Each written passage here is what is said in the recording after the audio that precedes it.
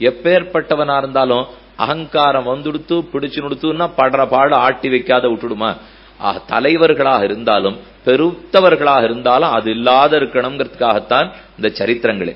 நகுஷ மன்னவனுக்கு யயாதிங்கிறவன் பிறந்தான். அவன் நிருபம பிரக்யாதம். அவனுக்கு ஒத்தார் மிக்கார இல்லாத பெரும் ராஜா யயாதி.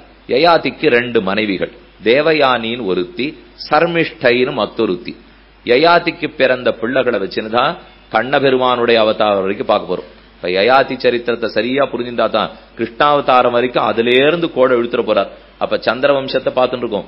சந்திர வம்சத்துலதான் கண்ணன் அவதரித்தான். சூரிய வம்சத்துலதான் ராமனுடைய அவதாரம். உற்பன்னாக பித்ருகன்யாயாம் விராஜாயாம் மஹௌஜசா நகுஷஸ்து தாயாதாக ஷடிந்திரோபம தேஜசா யதிஹி யயாதிஹி சம்யாதிஹி ஆயாதிஹி பவஹ சுயாதிஹி. 4 பேர் பிறந்திருக்கா. யதி, யயாதி, சம்யாதி, ஆயாதி, பவஹ, சுயாதிஹி. இவெல்லாம் நகுஷனுக்கு பிள்ளைகள். இதுல மூத்தவன் யதி. யதி பிரம்மச்சாரியா போட்டான், அவன் கல்யாணமே பண்ணிக்கல. அடுத்து யயாதி. யயாதி தான் 2 திருமணம் புரிந்து கொண்டான். யயாதிஹி தேவயானியும் உஷனசஹ சுதாம் பாரியாம் அவாபசஹ சர்மிஷ்டாம் ஆசுரீஞ்சைவ தனயாம் விஷபர்வணஹ. அதிலே தேவயானி சுக்கராச்சாரியருடைய பெண், ஷர்மிஷ்டா ஆசுரீஞ்சைவ தனயாம் ரிஷபர்வணஹ. அதிலே முதல் பழுக்கு 2 குழந்தைகள் பிறந்தன. 2வது மனைவிக்கு 3 குழந்தைகள் பிறந்தார்கள். அவ பேரு இப்ப முக்கியம். அதுலதான் யது பிறக்க போறார். யயாதியினுடைய பிள்ளை யது. யது குலத்துல கண்ணன் பிறக்கவே தான் யாதவன் யாதவன் அவருக்கு பேர் வந்தது. யாதவ குலத்துல பிறந்தார்னு சொல்றமே, அந்த குலத்தில் இருக்கிற அனைவரும். யதுவுக்கு என்னாச்சு, புருவுக்கு என்னாச்சு? நடுவுல இருக்கிறவாழ்லாம் கூட இப்ப அவ்வளவு முக்கியம் இல்லை நமக்கு.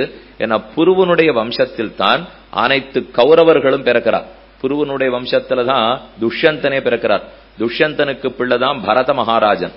பரதனுக்கு பிள்ளைதான் குரு. குருவோட பிள்ளைதான் சாந்தனு. அவன் வம்சத்துலதான் சாந்தனு பிறக்கிறார். சந்தனுவனிடத்துலதான் பாண்டவர்கள். சாந்தனுவுக்கு திருக்கல்யாணம் ஆகி அவருக்கு பாண்டு, திருத்தராஷ்டிரன் எல்லாரும் அவருடைய வம்சத்திலே பிறந்திருக்காள் இல்லையோ. அது என்ன சரித்திரம்னு மேற்கொண்டு நிதானமா சொல்றேன். அப்ப இதெல்லாம் எதுக்கு சொல்லிட்டு வர்றாருன்னா, புருவனுடைய வம்சத்துலதான் இந்த மொத்த கதையும் கேட்டு இருக்கிற ஜனமேஜயனே பிறந்தான். வைசம்பாயனருங்கிற ரிஷி தான் இந்த கதைகளை சொல்லிட்டு இருக்கார். ஜனமேஜயன்கிற மகாராஜா தான் கேட்டு இருக்கார். ஜனமேஜயன் யாருன்னால் பரீட்சித்தினுடைய பிள்ளை. பரீட்சித் மகாராஜா கேள்விப்பட்டிருப்பீள். பரீட்சித்து அர்ஜுனனுடைய பிள்ளை அபிமன்யு. அபிமன்யுவுக்கும் உத்தராதேவிக்கும் கல்யாணம் நடந்தது. அர்ஜுனனுக்கும் சுபத்ரைக்கும் கல்யாணம். பிள்ளையாக அபிமன்யு பிறந்தான். அபிமன்யுவுக்கும் உத்தரைக்கும் கல்யாணம். அந்த உத்தரையனுடைய கர்ப்பத்துலதான் பரீட்சித்து இருந்தான். தக்ஷகங்கிற பாம்பாலே கடிபட்டு 7வது நாள் மரணமடைவாயின்னு அவனுக்கு சாபம் இருந்தது. பரீட்சித்து போயிட்டான். பரீட்சித்தினுடைய பிள்ளைதான் ஜனமேஜயன். ஜனமேஜயன் தான் இப்ப மொத்த கதையுமே வைசம்பாயனருங்கிற ரிஷி கிட்ட கேட்டு இருக்கா. அப்ப நேர வம்சத்தை ஞாபகம் வச்சுங்கோ. இங்க உட்காந்து கதை கேட்டு இருக்கிறவர் ஜனமேஜயன். ஜனமேஜயனுடைய தந்தையார் பரீட்சித்து. பரீட்சித்தினுடைய தந்தையார் அபிமன்யு. அபிமன்யு யுத்தத்தில் அடிபட்டு போயிட்டா, மொத்த பேரும் சேர்ந்து கொண்டுட்டாங்கிற கதை நாம பார்த்திருக்கோம் இல்லையோ. அவர் அபிமன்யு. அபிமன்யுவுக்கு தந்தையார் அர்ஜுனன். அர்ஜுனனுக்கு தந்தையார் பாண்டு. பாண்டுவுக்கு தந்தையார் அவ 2 பேர், விசித்திர வீரியன் சித்ராங்கதங்கிறவா. அவர்களுக்கு தான் விசித்திர வீரியனுக்கு இவா பிறந்திருக்கா. விசித்திர வீரியனுக்கும் தந்தையார் சந்தனு. சந்தனுவுக்கு மேலே பரதம் குரு மகாராஜன். குருவுக்கு மேல பரதன். பரதனுக்கு மேலதான் நாம பாக்குற துஷ்யந்தன். இந்த துஷ்யந்தனுக்கெல்லாம் ரொம்ப முன்னாடிதான் இப்ப நாம பேசிட்டு இருக்கிற புரு. புருன்னு கடைசியா பிறந்தாரே. யயாதிக்கு கடைசி பிள்ளை புரு. யயாதிக்கு மூத்த குமாரன் யது. ஆக புரு வம்சத்துல பிறந்தவாள் தான் பாண்டவர்கள் கௌரவர்கள் எல்லாருமே. யது வம்சத்துல பிறந்தவன் தான் கண்ணன். இந்த பக்கத்துல கண்ணனுடைய அவதாரம், அந்த பக்கம் அவளுடைய அவதாரம். சாமி இது என்ன குடும்ப மரமா குடும்ப காடான்னு சந்தேகம் வந்துடும். குடும்ப மரம்னா ஏதோ 4 கிளை போடலாம், இந்த கிளை இத்தனை சொல்லிட்டு போடலாம். குடும்பமே காடாட்டம் வளர்ந்ததுன்னு என்ன பண்றது? அதுக்கு ஒரு மொத்த யுகம்னா கதை சொல்லியிருக்காரு அவர். நமக்கு ஏதோ தெரிஞ்சதெல்லாம் 30-40 வருஷம். அமாவாசை தர்ப்பணம் பண்ணோம்னா அப்பா பேரை சொல்லிப்போம், தாத்தா பேரை சொல்லிப்போம். அப்பாவுக்கு தாத்தா பேரை சொல்லிடுவோம். 3 தான் நமக்கு தெரியும். 4வது யாரான்னு சட்டு கேட்டா நமக்கு தெரியவே தெரியாது. சாமி 4வது வம்சம் யாருன்னு கேட்டால் சாமி 3 ஞாபகம் வச்சுக்கிறதுக்கே கஷ்டமா இருக்கு. அதுவே புஸ்தகத்துல எழுதி வச்சுட்டு அமாவாசை தர்ப்பணம் பண்ணிட்டு இருக்கேன். அப்படி இருக்கச்சே 4வது தெரியுமா 5வது தெரியுமான்னா, ஆனா இவர்கள்லாம் ரொம்ப பெரியவர்களும் இல்லையோ. அதனால்தான் அனைவருடைய பேரையும் நன்னா எழுதி வச்சிருக்கா. இப்ப எதுவனுடைய கதையை பார்ப்போம். புருவனுடைய கதை பார்ப்போம். இவ எல்லாருமே புரூரவசுக்கு சந்ததியில பிறந்தவாதான். யதுஞ்ச துர்வசுஞ்சைவ தேவயானி வியஜாயத துருக்கியுஞ்ச சானுஞ்ச பூருஞ்ச சர்மிஷ்டா வாருஷ பர்வணி தஸ்மை சக்கரோ தத பிரீதா ரதம் பரமபாஸ்வரம் அசங்கம் காஞ்சனம் திவ்யம் திவ்யைஹி பரம வாஜிபிகி. யயாதிக்கு அவருடைய மாமனார் ரொம்ப வசந்த ஒரு தங்க விமானம் கொடுத்திருக்கார். அந்த விமானத்தில் ஏறிண்டு யயாதி தன்னுடைய மனைவிமார்களோட இங்கும் அங்கும் அற்புதமா திரிந்து வந்தான். நன்கு நாட்டை ஆண்டான். தன் பிள்ளைகளுக்கெல்லாம் நாட்டை பிரித்து கொடுத்து ஆண்டு இருந்தான். யயாதி மன்னன், மூத்த பிள்ளை யது, கடைசி பிள்ளை புரு. வயசாண்டே போறது யயாதிக்கு. மூப்பு நலிய தொடங்கித்து. யாருக்கா இருந்தாலும் மூப்பு விட்டுடவே விட்டுடாது. ஜரா ஜரான்னு சொல்றோம். ஜரைங்கிறதுதான் மூப்பு. நம்மாழ்வார் ரொம்ப ஆச்சரியமா ஒரு பாசுரத்துல சாதித்தார். கொன்னு உயிருண்ணும் விஷாதி பகை பசி தீயனவெல்லாம் நின்னி உலகில் கடிவான் நேமிப்பிரான் தமர்போந்தார். திருவாய்மொழிங்கிற பிரபந்தத்திலே 5ஆம் 10 2ஆம் திருவாய்மொழி. ஆச்சரியமா ஆழ்வார் நமக்கெல்லாம் மங்களாசாசனம் பண்றார். நன்னாருங்கோ நன்னாருங்கோ, கலி கெட்டு போச்சு, இனிமே யமனுக்கு வேலையே இல்லை, பாபங்கள் அத்தனையும் தொலைஞ்சு போச்சு. எப்போன்னு கேட்டோம். எப்ப ராமானுஷரி பூவுலகத்தில் அவதரிப்பாரோ அப்ப இது இத்தனையும் நிகழும். என்ன அவர் எழுதி வச்சார்? பொலிக பொலிக பொலிக போயித்து வல்லுயிர் சாபம் நலியும் நரகமும் நைந்த நமனுக்கிங் ஆதொன்னுமில்லை கலியங்கெடுங் கண்டுகொள்மின் கடல் வண்ணன் பூதங்கள் மண்மேல் மலிய புகுந்திசபாடி ஆடி ஒழிதரக் கண்டோம் கண்டோம் கண்டோம் கண்ணுக்கினியன கண்டோம் தொண்டீர் எல்லீரும் வாரீர் தொழுது தொழுது நின் நாத்தும் கண்டோம் கண்டோம் கண்ணுக்கினியன கண்டோம். பகவானுடைய அடியார்கள் லோகம் முழுக்க வியாபிச்சிட்டாளாம். அவ வந்துடவே இனி பசி இல்லே, வியாதி இல்லே, மூப்பு இல்லே, பாவம் இல்லே, ஒரு கஷ்டமும் இல்லே, எல்லாரும் ஆனந்தமா வாழறா. அந்த அளவுக்கு பாசுரம் கேட்டு லோகம் திருந்திடுத்து என்று நம்மாழ்வார் சந்தோஷமா பாடிட்டு இருக்கார். பொலிக பொலிக பொலிக, நன்னாருங்கோ நன்னாருங்கோ நன்னாருங்கோ. போயித்து வல்லுயிர் சாபம், சாபமத்தனை தொலைஞ்சு போச்சு. நலியின் நரகமும் நைந்த, நரகமே காணுமா. நமனுக்கிங் ஆதொன்னுமில்லை. யமதர்மராஜனுக்கு வேலை படுத்தான். திடீர்னு பொருளாதார வீழ்ச்சி ஏற்பட்டுடுத்துன்னு வச்சுங்க, எல்லாருக்கும் சட்டு சட்டுன்னு வேலை போடுற சொல்லியோ. ராமானுஷர் அவதரித்தார். பெரும் பாப வீழ்ச்சி ஒத்தருக்கு வேலைப்படுத்து, மத்த யாருக்கும் போல ஒத்தருக்கே ஒத்தர் யமதர்மராஜனுக்கு வேலைப்படுத்து. இனிமே அவர் பண்றதுக்கே ஒண்ணும் இல்லையா. நலியின் நரகமும் நைந்த நமனுக்கிங்காதொன்னுமில்லை கலியங்கெடுங் கண்டுகொள்மின். கலி பெடும்படிக்கு கெடும்படி சுவாமி அவதரித்தார். அவர் திருவடிகளை பற்றுங்கோள்னு எப்பவோ நம்மாழ்வார் கோடி காட்டிட்டு போனார். அவர் ராமானுஜருக்கு ரொம்ப முற்பட்டவர். ஆனா அவர் இது நடக்க போறதுங்கிறத சூச்சிப்பிக்கிறார். இது நடக்கும் அப்படிங்கறத கோடிட்டு காட்டி பாசுரத்துல பாடினார். எதுக்கு சொன்னா, எல்லாரையும் சமப்படுத்தக்கூடியது மூப்பு. நமக்கு அது வர வேண்டாம் வர வேண்டாம்னு நினைச்சுட்டு இருப்போம். ஆனா அது சுலபத்துல விடவே விடாது. நம்ம வயசாலே ஆலேன்னு சொல்லிட்டே இருக்கிறச்சே அது ஆயிடும். நாம தான் வளர்றமான்னு சந்தேகப்பட்டுட்டே இருப்போம், வளர்ந்து போடுவோம். எப்ப தெரியும்? கண்ணாடியில போய் நிக்கிறச்சே ஆங்காங்கு வெள்ளை தெரிய ஆரம்பிக்கிறது. சொல்லி தலைமுடியில வெள்ளை தெரியும், இந்த பக்கத்துல பார்த்தா வெள்ளை தெரியும், அப்படி இந்த இடத்துல வளர்ந்து இருக்கிறத பார்த்தா வெள்ளையா தெரியும். அதை பார்க்கறச்சே ஓ சத்துவகுணம் வளர்ந்துடுத்தோ அப்படின்னு நம்ம நினைச்சுக்கணும். ஏன்னா சத்துவகுணத்துக்கு வர்ணம் வெள்ளை, ரஜோகுணத்தினுடைய வர்ணம் சிகப்பு, தமோ குணத்தினுடைய வர்ணம் கருப்பு. நமக்கு இத்தனை நாளா கருகருன்னு இருந்தது. சரி தமோ குணத்தோட இருந்தோம் போல் இருக்கு. இப்ப வெள்ளையா தலை காட்டிடுத்து, சத்துவகுணம் வளர்ந்துடுத்துன்னு வச்சுக்கணும். அப்படின்னு அர்த்தம் என்ன? வயசானாலாவது சத்துவகுணம் வரணும்னு அர்த்தம்.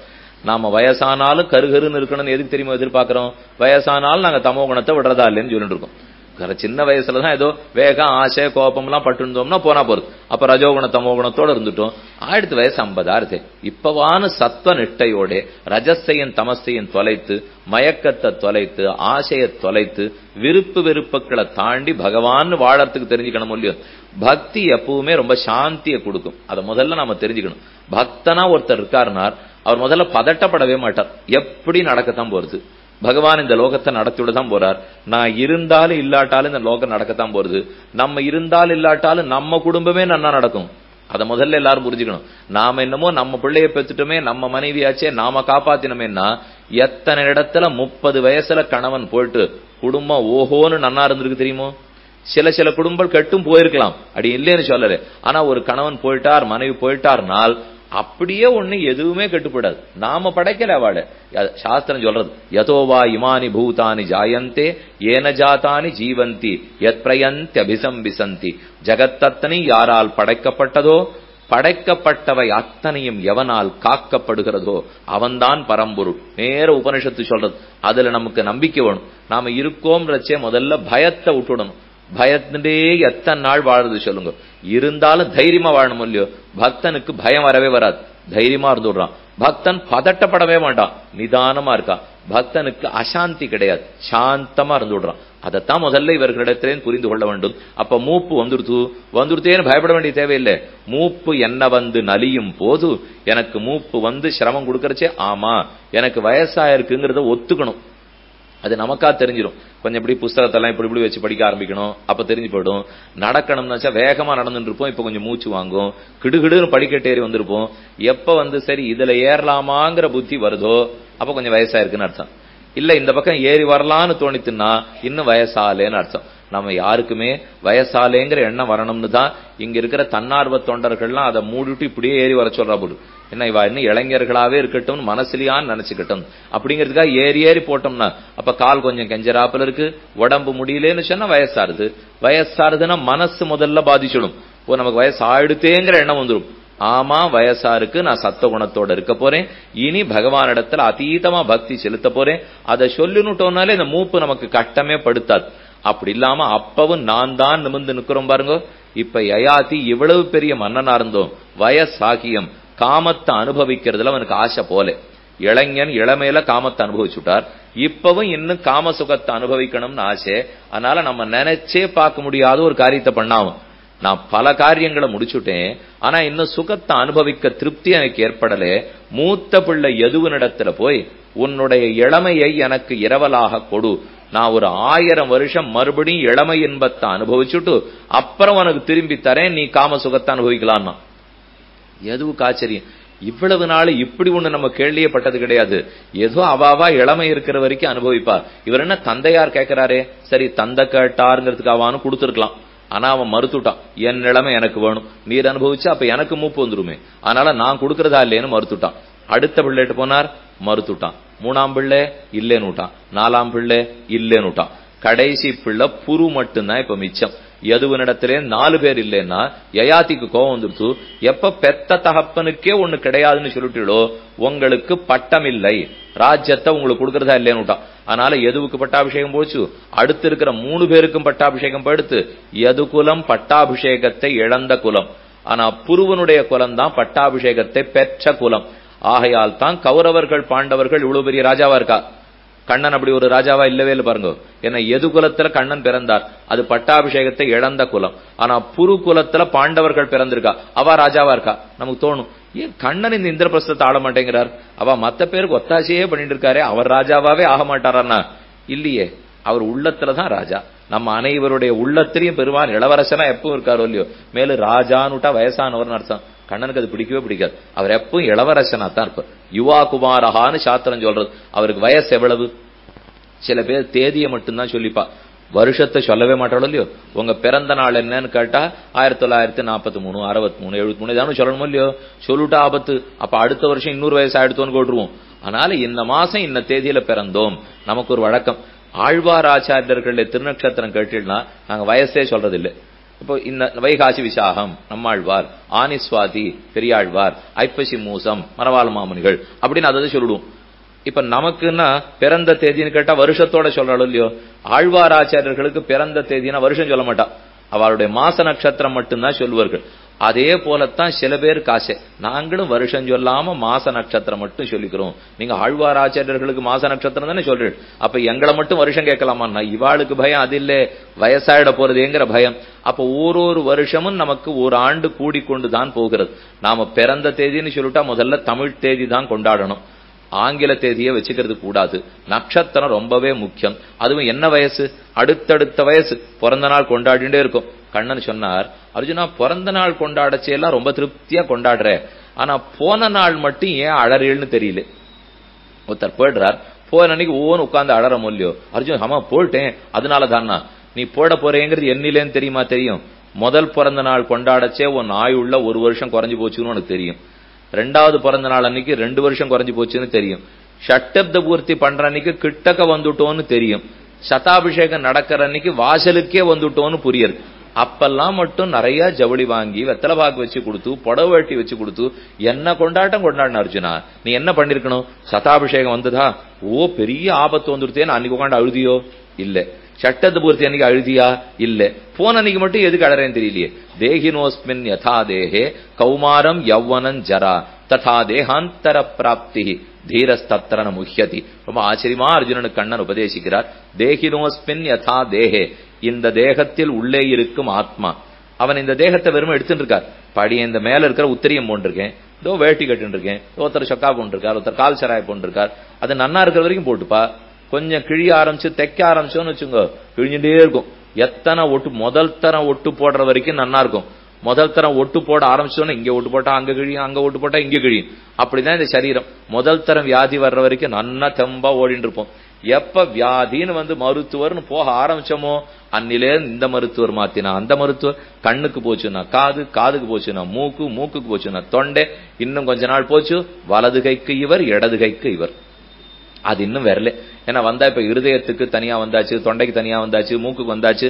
கண்ணுக்கு வலக்கண்ணுக்கு ஒரு வைத்தியர், இடக்கண்ணுக்கு ஒரு வைத்தியர் மட்டும் இன்னும் வச்சுக்கல. ரெண்டு கண்ணையும் ஒன்னா காட்டின்னு இருக்கும். அப்ப நமக்கு வயசாக வயசாக இதெல்லாம் வந்துதான் தீரப்போறது. விட்டுட்டு போயிடுறதுக்கு முடியாது. பகவானுக்கு வயசாறதே இல்லையா. சாஸ்திரம் யுவா குமாரஹான்னு சொல்றது. யுவா குமாரஹான யுவா 18 வயசு 16 வயசு தாண்டிடுத்து. யௌவனம் இளமைன்னு சொல்றோம் இல்லையோ, அதான் யுவா. குமாரஹா 16க்கு முன்னாடி இருக்கிறது கௌமாரம், 16க்கு அப்புறம் இருக்கிறது இளமை. பெருமாளுக்கு எப்பவுமே என்ன வயசாயிட்டு இருக்கும்னால் 16 முடிஞ்சு 17 பிறந்துட்டு இருக்கும். இதான் சாஸ்திரம் சொல்றது. நன்னா கொஞ்சம் யோசிச்சு பார்க்கணும். நீங்க யாரான வயசு கேட்டா 16ன்னு சொல்லுவா, 17ன்னு சொல்லுவா, கேள்விப்பட்டிருக்கும். 16 முடிந்து 17 பிறந்து கொண்டிருக்கும். இதுதான் கண்ணனுக்கு வயசுன்னு உபனிஷத்து சொல்றது.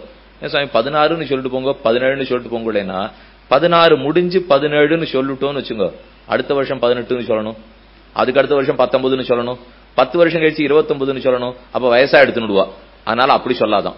சரி 16ன்னே சொல்லிட்டு போவோமே, என்னைக்குமே 17 பிறக்காது என்றும் 16ன்னு சொன்னால் 16க்கு கல்யாணம் பண்ற யோக்கியத்தை வராதான்.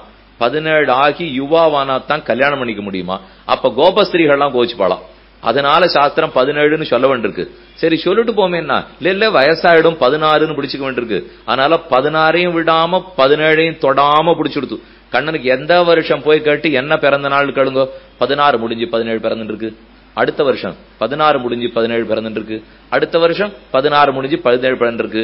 அவ்வளவு தூரம் கரியான ஒரு காளை காளை பருவம் பகவானுக்கே இருக்கிற ஏற்றம். அவர் ஒருத்தர் தான் எப்பவும் யுவாவாக இருப்பார். வான் இளவரசு வைகுந்த குட்டன்னு அழ்வாருடைய பாசுரம். அவர் இளவரசன், ராஜாவாகவே மாட்டார். அதனாலதான் பாண்டவாள்லாம் நீங்க ராஜா வாய்க்குங்கோ, நான் இளவரசனாவே இருக்கேன் என்று துவாரகையில ரொம்ப அற்புதமா ராஜ்ய பரிபாலனம் பண்ணானோ இல்லையோ. அப்ப 2 பேருடைய வம்சம் பாக்குறோம். ஒன்னு யது குலத்தில் கண்ணன் பிறந்தது, மத்தொன்னு புருவனுடைய குலத்தில் பாண்டவர்கள் கௌரவர்கள் எல்லாம் தோன்றினது. இப்ப யது சாபத்தை பெற்றுட்டான். இந்த இடத்துல ரொம்ப ஆச்சரியமான 2-3 ஸ்லோகங்கள் காணப்படுகின்றன. தனுர்ன்யஸ்ய புருஷர்காஷ்ச பஞ்சபிஹி புருஷர்ஷபைஹி ஜராவான் அபவத் ராஜா பாரமாவேஷ்ய பந்துஷு ஜராவான் மூப்பு எட்டிற்று ஜராம்மே பிரதிகிருஹீஷ்வ புத்திர கிருத்தியாந்தரேணவை தருணஸ்தவ ரூபேண சரேயம் பிருத்திவீமிமாம். ஹே யது, உன்னுடைய இளமை எனக்கு கொடு, நான் அதை வச்சு இந்த லோகத்துல நன்னா அனுபவிச்சுக்கிறேன். எனக்கு ஜர மூப்பு பிடிக்கல. அப்ப பிள்ளை சொன்னா அப்படி நாம கொடுத்துட முடியாது. ஜராயாம் பகவோ தோஷாக யானபோஜன பானபோஜன காரிதாக தஸ்மாத் ஜரான் நதே ராஜன் கிரகீது மகம் உத்சகே. ஜரையில நிறைய ஆபத்துக்கள்லாம் இருக்கு. சாப்பாடு குறைஞ்சு போயிடும், என்னென்ன குடிக்கிறோமோ அதத்தனையும் குறைஞ்சு போயிடும், நம்மால நடவுடையே ரொம்ப தூரம் குறைஞ்சு போயிடும், மத்த பேரை ரொம்ப சார்ந்து இருக்க வேண்டிய தேவை ஏற்பட்டுடும். யார வேணா கேட்டு பாருங்க, சுவாமி நீங்க எப்படி பரமதிக்கணும், இந்த லோகத்தை விட்டு புறப்பட போகணும் இல்லையோ, நீங்க எப்படி போகணும்னு ஆசைப்படுறீங்கன்னா இன்னொருத்தருக்கு பாரம் இல்லாத புறப்பட்டு போகணும். யாரா இருந்தாலும் சொல்லிடுவா. எப்படிப்பட்ட பாசமான பிள்ளை இருக்கட்டும் பொண்ணு இருக்கட்டும், ஒரு 2 வருஷம் நன்னா படுத்துனுட்டு இவ செய்யறாளான்னு பார்த்துட்டு கிளம்பி போனோம்னு யாரையான்னு சொல்லுங்க. செய்வா. எத்தனை நாள் செய்வா? 2 மாசம் 3 மாசம் வச்சுன்னு செய்வா. எப்பேற்பட்டவாளா இருந்தாலும் பெருமாள் சிலதெல்லாம் ரொம்ப ஆச்சரியமா பண்ணிடுவார். நமக்கு ரொம்ப வேண்டிவா, ரொம்ப பாசம் இருக்கிறவான்னு நினைச்சுட்டு இருப்போம். பாசத்தை அறுத்தாலே ஒண்ணி மோட்சத்துக்கு போக முடியாது. இவனானா பாசம் பாசம்னு சொல்லிட்டு இருக்கான். வேணும்னு எல்லாரும் வெறுக்கிற ஒரு வியாதியை இவனுக்கு கொடுத்துருவார். கொடுத்துட்டா இவன் போய் படுத்துனுடுறான். படுத்த படுக்கையா கிடக்கிறான். கொஞ்ச நாள் 2-3 மாசம் ஆகட்டும், இந்த உறவுக்காரா எப்படி நடத்துறாங்கிறதுல தானே இவருக்கு முக்தியில ஆசை வந்துடும். எவர் பாசம் பாசம்னு இத்தனை நாளா சொல்லிருந்தாரோ அவர் இனிமே பாசத்தை பத்தி பிள்ளைய பத்தி பொண்ணை பத்தி பேசவே மாட்டார். எப்ப பெருமாள் முக்தி கொடுக்க போறாரோன்னா ஆச்சரியமா பக்கத்து வீட்டுக்கார பார்த்தா, நீயா முக்தியை பத்தி பேசுற? எப்பவா இருந்தாலும் பிள்ளை பொண்ணோட இருக்கணும்னு சொல்லுவி என்ன? இல்ல சுவாமி, இந்த 3 மாசத்துல அந்த எண்ணத்தெல்லாம் மாத்தினுட்டேன், இனிமே இங்க யாரோட இருக்கணும்னு எனக்கு ஆசையே இல்லை, இப்பவே பெருமாள் கொடுத்துட்டாருனா கூட வாங்கி போங்குவா. அந்த நிலைய உறவுக்காரனுக்கும் பெருமாள் கொண்டு விடுறார், இவனுக்கு அந்த எண்ணத்தை கொண்டு விடுறார். அந்த எண்ணத்தை முன்னாடியே வந்துடலாம்னு தான் சாஸ்திரம் சொல்றது. நீ பட்டுத்தான் இதை தெரிஞ்சுக்கணுமா? உறவுக்காரா இருக்கிற வரைக்கும் பாத்துப்பா, படுத்துனுட்டோம்னா ஒத்துருமே பாத்துக்க மாட்டான். கடைசி நேரத்தில் மூப்பு வந்து நலியும் போது பகவானை நினைத்து கொண்டு, ஓ இது எப்படியான நல்லபடி சேரணும், சட்டுன்னு சில பேருக்கு உயிர் பிரிஞ்சு போயிடும். சில பேர் பாடுபடுறாளோ இல்லையோ, பாடுபட வெறுப்புன்னு நன்னா வரும். சட்டுன்னு போறவாளு கூட அவ்வளவு வெறுப்போட கிளம்பிருப்பாளா சொல்ல முடியாது. ஆனா நன்னு பட்டு போறா பாருங்க. ஒரு இடத்துக்கு எங்கேயோ போயிருந்தேன், அவர் 6 ஆஸ்பத்திரி கட்டி வச்சிருக்கார். பெரும் பணக்காரர், தனிக்கர், ஊர் நன்னா இருக்கணுங்கிறதுக்கு 6 ஆஸ்பத்திரி கட்டியிருக்கார். அவரை பார்த்து சட்டுன்னு கேட்டேன், சாமி நீர் கடைசியில புறப்பட்டு போறதுக்கு முன்னாடி இந்த ஒரு ஆஸ்பத்திரியிலும் ஒரு மாசம் படுத்துனுட்டு போறீரா? நீர் தானே கட்டி வச்சிருக்கீர், உம்ம வீடு தானே. அப்ப 6 ஆஸ்பத்திரியிலையும் 1 மாசம் 6 மாசம் உடம்பா படுத்துனுட்டு ஒரு ஆஸ்பத்திரியில ஒரு மாசம் படுத்துனுட்டு போறீரான்னா, அவர் சொன்ன பதில் ரொம்ப ஆச்சரியம். தப்பித்தவரி இங்க படுத்துனுட கூடாதேங்கிறதுக்காகத்தான் இந்த 6ஐயும் கட்டியிருக்கேன்னார். இதை நான் கட்டினதே ஊரோட நல்லத்துக்காக கட்டி வச்சிருக்கேன். நன்னா ஊர் மனுஷாளுக்கு எல்லா வியாதியும் குணமாகட்டும், நான் அதுக்கு அந்த புண்ணியத்தினாலாவது நான் ஒழுங்கா போய் சேர்றேன், அதுக்காகத்தான் இது இத்தனையுமே கட்டி வச்சிருக்கேன்னு அவர் சொன்னார். யாருக்கும் மூப்ப கண்டு பிடிக்காது, ஆனா மூப்பு வந்தேதான் தீரும். இத பிரகலாதன் சிறு குழந்தை அசுர பாலகர்களை சுத்தி உட்காத்தி வச்சுன்னு பேசுறான். பால்லே கிரீடனகாசக்தாக, சிறு பராயத்துல விளையாட்டிலேயே புத்தி போடும். கொஞ்சம் வயசாச்சு, சிறுவனா இருக்கிறது மாறி போச்சு. முதல் 3 வயசு வரைக்கும் நம்முடைய மலமூத்திரங்களை சொல்றது கூட நமக்கு தெரியாது. நமக்கு பசிக்கிறதுன்னு சொல்லி கொடுத்து மொத்தத்துக்கு ஒரே பாஷை அழுக. அது வரைக்கும் தான் சின்ன குழந்தையா தெரியும். அப்புறம் வயசு மாறித்து பந்து வச்சுப்போம், அதை வச்சுப்போம், இதை வச்சும் விளையாடுறதுக்கு ஆரம்பிச்சோம். சரி, விளையாட்டு புத்தி மாறி போச்சு. இப்ப இளைஞனா இருக்கார். இளைஞனா பெருமாளை பத்தி நன்னா தெரிஞ்சுக்கலாம். இளமையில மட்டும் ஆன்மீகத்தை புரிஞ்சுக்கிறதுக்கு ஒருத்தர் வரட்டும், ரொம்ப வேகமா புரிஞ்சுப்பார். ஏன்னா புத்தி கூர்மையா இருக்கும் இல்லையோ, எதை படிச்சாலும் கிடுகிடுன்னு வரும். நாம எல்லாருமே 58க்கு ஓய்வு எடுத்துன அப்புறம் தான் பக்திக்கு வரும். அதுக்குள்ள உடம்பே ஓஞ்சி போடுறது. நாம ஓய்வு எடுத்துன்னு வரமோ இல்லையோ, அதுக்குள்ள 58க்கு கை தள்ளாடுறது, கால் தள்ளாடுறது. இப்ப பக்தி திவ்யதேசம் பத்ரிகாசிரமம் போயிட்டு போறேன்னா ஏறணுமே, பத்ரிகாசிரமம் போலாம், நன்னதான் இருக்கும். யார் படிக்கட்டு ஏறது? இப்போ படிக்கட்டு 25 வயசுக்கு ஏறினா தாவி தாவி ஏறலாம். 75 வயசுக்கு படிக்கட்டு ஏறணும்னு போனா தக்கித்தான் ஏற வேண்டும், தாவி தாவி ஏறதுக்கு முடியாது. இதனாலதான் ஆழ்வார், நம்ம ஆழ்வார் கூப்பிடுறார் நம்ம, கிளறொளி இளமை கெடுவதன் முன்னம் வளரொளி மாயோன் மருவிய கோவில் வளரிளம் பொழிசூழ் மாலிரும் சோலை தளர்வேற ஆகில் சார்வது தவிரே. நீங்கள் இளமை இன்பம் கெடுறதுக்கு முன்னாடி திருமாலிடும் சோழமலைக்கு வாங்கோ. பெருமாள் அழகர், கள்ளழகர் ரொம்ப ஆச்சரியமா சேவை சாதிக்கிறார். கிளறொளி இளமை கெடுவதன் முன்னம், இளம கெடுவதற்குள்ளாக. அதனால பக்திக்கு வயசாகணுங்கிறது தப்பான அபிப்பிராயம். இளம் வயசுல பக்தி வந்ததுன்னா எவ்வளவோ நல்லது. பிரகலாதன் உதாரணம், வயசு 5 வயசு, எவ்வளவு பெரிய உபதேசம் பண்றான். யாருக்குமே ரிஷிகளுக்கு புரியாத கூட பேசிட்டு இருக்கான். அவன் குழந்தைகளை கூட்டு வச்சு சொல்லிட்டு இருக்கான், சிறு வயசுல நமக்கே தெரியாம 3 வயசை கழிச்சுட்டோம், அப்புறம் விளையாட்டுல பொழுது போய்கிட்டோம், இளைஞனாயிட்டோம்னா காம சுகத்தை அனுபவிக்கிறதுலயே புத்தி படுறது, அப்புறம் 40-50 வயசு ஆச்சு, இப்பவான இளமப்படுத்தே பக்திக்கு வருவாரானா அப்பதான் பொறுப்பு வந்துடுறது. பொண்ணு கல்யாணம் பண்ணணும், பிள்ளைய படிக்க வைக்கணும், இதை கொடுக்கணும், அதை கொடுக்கணும், 1000 பொறுப்பு. இப்ப சட்டுன்னு பெருமாள் எழுந்துள்ள இருக்காரு. அவர் நீங்களாம் நன்னா ஹரிவம்சம் கேட்க வந்தீங்களாமே, கேட்டா நல்ல கதி உங்களுக்கு கிடைக்குமே, உங்கள 100 பேருக்கு இப்ப மோட்சம் கொடுக்கலான்னு இருக்கேன் அப்படின்னு இங்க பெருமாள் நின்று யாரெல்லாம் வைகுண்டம் வேணுமோ இப்படி மேடைக்கு வாங்கும் அப்படின்னு சொல்லி எல்லாரையும் கூப்பிடுறான்னு வச்சுங்க. அடுத்த நிமிஷம் நாற்காலிகள் தான் இருக்கும், யாரும் இந்த இடத்துல இருக்கவே மாட்டா. யார் உட்காந்துருப்போம் சொல்லுங்க. ஏன் சுவாமி நமக்குள்ள அது வேண்டாமான்னா, வேணும்னா எப்ப வேணும்? இப்பதான் பொண்ணுக்கு வரம்பாக்க ஆரம்பிச்சிருக்கேன், இப்பதான் பிள்ளைக்கு 18 வயசா இருக்கு, கல்லூரியில சேர்த்திருக்கேன், பள்ளிக்கூடத்துல சேர்த்திருக்கேன், முடிச்ச உடனே வரேன். ஒருவேளை இந்த கோட்டில் இருக்கிற 75 வயசுக்கு மேல இருக்கிறவா நாங்க வருகிறோம் சொல்லலாம், தெரியாது. அதுவும் சொல்லிடுவாளான்னா அவ பேரம்பேத்தின்றாள்னா, இவ பிள்ளைன்னு சொல்ற மாதிரி அவ பேரம்பேத்தின்னு சொல்ல போறா. இப்போ கடைசியில பெருமாள் பாக்குறார், இவன் நாம அனுமதி கேட்டாலாம் வரவே மாட்டேங்கிறான், அழைச்சுன்னு போயிட்டா தான் வருவோம். அது ஒண்ணுதான் வழியில அவர் அழைத்து போகிறார். எதுக்காக சொல்றேன்னா, பெருமானிடத்துல சரணம்னு சொல்லிட்டா பிரியமிவ அதிதிமிவ பிரதீட்சதே, ஒரு பிரியமான விருந்தாளி.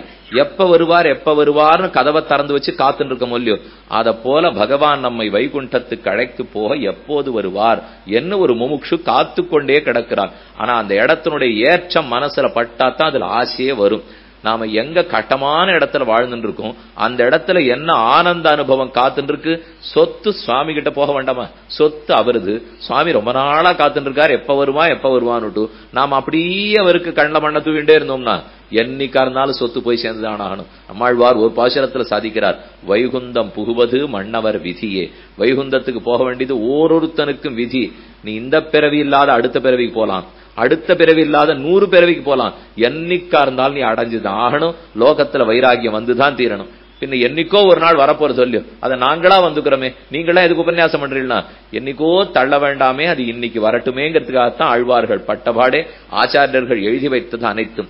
அப்ப காம சுமுகத்துக்கு ஏங்க ஏங்க என்னைக்கு இந்த வாழ்க்கையில இருக்கிற ரசம் வளர்ந்துட்டு போறதே தவிர இது வாழ்க்கை அல்ல, உயர்ந்த நித்திய அனுபவம் காத்து இருக்குங்கிறது புரிய போறது இல்லை. ஆனா ரொம்ப பெரியவாளை கூட அந்த காமம் விட்டதே கிடையாது. இவன் மட்டும் விதி விலக்கா? யயாதிக்கு இன்னும் காம சுகத்தை அனுபவிக்காசே பிள்ளை கிட்ட கேட்டான், எது கொடுக்க மாட்டேன்னுட்டான். ஏவமுக்த்வா யதும் தாத்த சசாபைனஞ்ச மன்யுமான் அராஜ்யாதே பிரஜாமூட பவித்ரீதி நராதம ஏவம் சத்வா சுதான் சர்வான் சதுரஹா புருபூர்வஜான் ததேவ வச்சனம் ராஜா புருமப்பியாக பாரத. 4 பிள்ளைகளையும் சபிச்சுட்டான். கடைசி பிள்ளை புருவ நடத்துல வந்தான். அதே கேள்வி கேட்ட உடனே புருவ ஆனந்தப்பட்டான். தந்தையார் கேட்கறச்சே இல்லேன்னு மறுப்பேனா? இந்தாரும் என் இளமையை வைத்துக் கொள்ளும் என்ன யயாதி நடத்துல கொடுக்க உனக்கு தான் பட்டான்.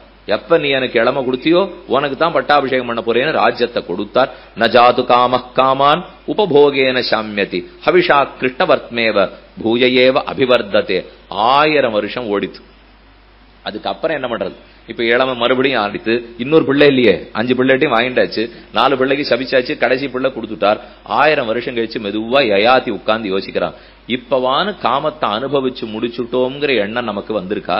யோசித்து பார்த்தான். இல்ல, ஹவிஷா கிருஷ்ணவர்த்மேவ பூயேவ அபிவர்ததே. ஹவிஷா கிருஷ்ணவர்த்மம் அக்னி எரியறது சொல்லியோ, திகு திகுன்னு கொழுந்து விட்டு எரியறதே. எத்தனை வேணா அதுல போடுங்க, போட போட மறுபடியும் பிடிச்சுண்டு எரியும். போட போட அணையணும் இல்லையோ. ஒரு வஸ்துவத்துக்கு போடுறோம், அணைய மாட்டேங்கிறது, மேல மேல பிடிச்சு நெறியறது. அப்ப நெருப்பு அணைக்கிறது ஒரே வழி என்ன? தண்ணியை தூக்கி கொட்டுறதுதான். மத்த எத்த நீங்க அதுல போட்டுட்டே இருந்தாலும் மேலும் மேலும் நெருப்பு வளரும். அதப்போல் காம சுகத்துக்கு மேலும் மேலும் கொடுத்துட்டே இருந்தால் கொண்டா கொண்டான்னு கேட்டுட்டே தான் இருக்கும். அதுக்கு பதில் பக்திங்கிற தண்ணீர் எடுத்து கொட்டினோம்னா தான் ஓ இது காமம் அல்ல, பகவானை அனுபவிக்கிறது தான் காமம் என்று தெரிந்து கொள்ளுகிறோம். மாதரார் கயற்கணென்னும் வளையுள்பட்டழுந்துவேனை போதரே என்று சொல்லி புந்தியுள் புகுந்து தன்பால் ஆதரம் பெருக வைத்த அழகனூர் அரங்கமன்னே. ரொம்ப ஆச்சரியமா தொண்டரடிப்புடி ஆழ்வார் பாடுறார்.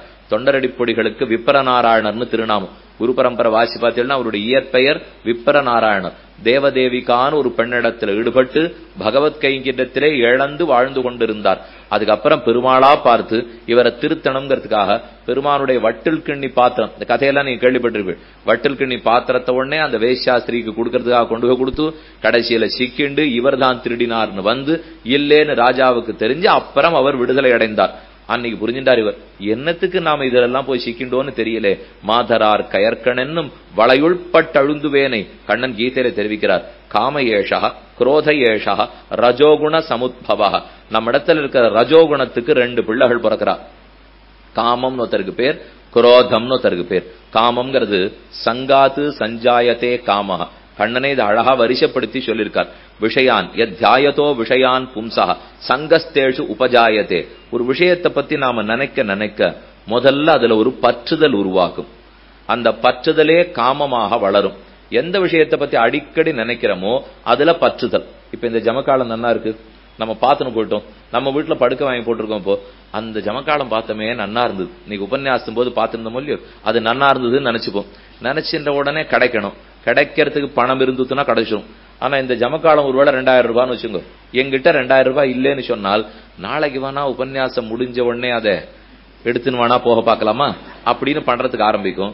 எடுத்துன்னு போயிட்டோம்னா கூட அது ஆசை விட்டு போடும். இல்ல அப்ப 2வது வேணும்னு தோணும். புறத்தாழ்வான் ரொம்ப ஆச்சரியமா தெரிவித்தார், ஒரு விஷயத்துல நான் ஆசைப்படுறேன்னா ஒன்னும் ஆசை நிறைவேறும், இல்ல நிறைவேறாது.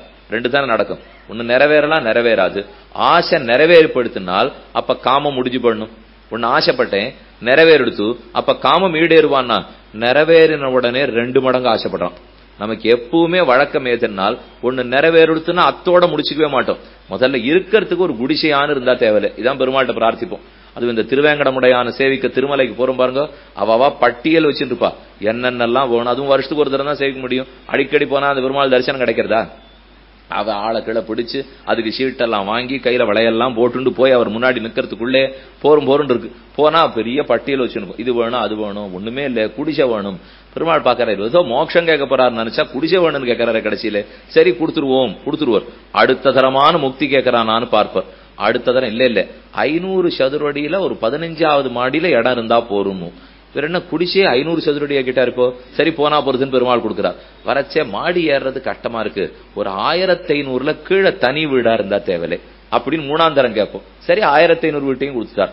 அதுவே கொஞ்சம் பெரிய மாளிகையா இருந்தா இன்னும் நன்னா இருக்கும் போல் இருக்கு, அதையும் கொடுத்துடுறார். அடுத்தடுத்து மேலே ஒண்ணு முடிஞ்சு போச்சுன்னு சொன்னால் முடிஞ்சதேன்னு விடுவோமா, அதுக்கப்புறம் 2 மடங்கு.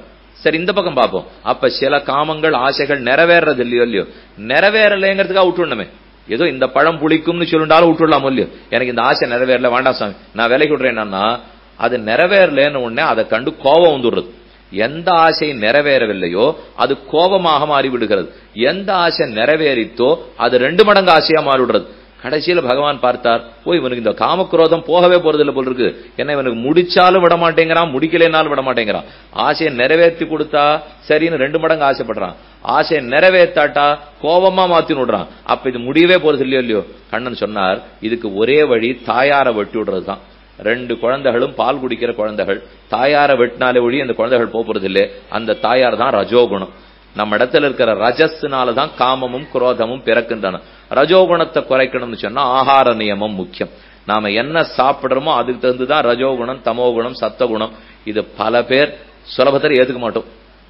ஆனா உண்மை அதுதான். ஆகார சுத்தௌ சத்வசுத்தி, சத்வசுத்தௌ துருவா ஸ்மிருதி, ஸ்மிருதிலம்பே சர்வகிரந்தீனாம் விப்ரமோக்ஷா என்று சாஸ்திரம் ஓதுகிறது. ஆகாரம் எதை உட்கொள்ளுகிறோமே அது சுத்தமான ஆகாரமா இருக்கணும். கண்டத்தை சாப்பிடக்கூடாது. ஏன் கண்ட இடத்துல போய் சாப்பிடக்கூடாதுன்றாள்னா 2-3 காரணம். ஒன்று, அது பெருமாளுக்கு கண்டரோல பண்ணப்பட்டு இருக்காது, அதனால சாப்பிடக்கூடாது. பெருமாளுக்கு எதை நாம கண்டரோல பண்ணிருக்கோமோ அவர் அமுது செய்த மிச்சத்தை தான் நாம சாப்பிடணும். நாமா சமைச்சு நாமா சாப்பிட்டோம்னா கண்ணன் ரொம்ப கோபமா கீதையில சொல்றார், யார் ஒருத்தன் தனக்காக சமைத்து தானே உண்ணுகிறானோ அவன் யஜ்ஞசிஷ்டாசின சந்தஹ முச்சந்தே சர்வகில்பிஷை தே த்வகம்புஞ்சதே பாபாஹ ஏ பசந்தி ஆத்ம காரணாத், அவன் உருண்டையா பாபத்தை சாப்பிடறான்னு.